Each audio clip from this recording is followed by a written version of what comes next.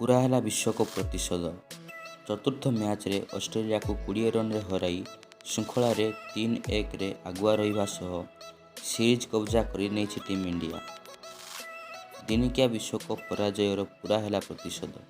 विश्वकप पर आरंभ होइतिबा T20 श्रृंखला रे ऑस्ट्रेलिया को हराई टीम इंडिया। पंचम मैच विशिष्ट श्रृंखला रे प्रथमरु भारत क्रमागत 2टी विजय हासिल करथिया बेले तृतीय मैच छड़ाई नहीं ग्लेन मैक्सवेल।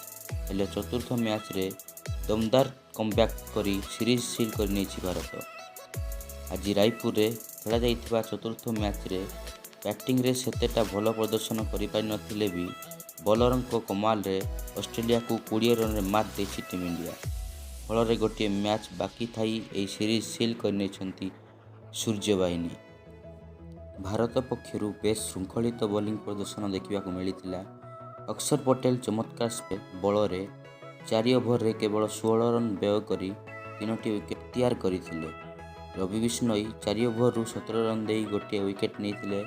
अन्यपटे दीपक चहर को 2टी सफलता मिलता बेले आवेश खान को गोटे सफलता मिलता।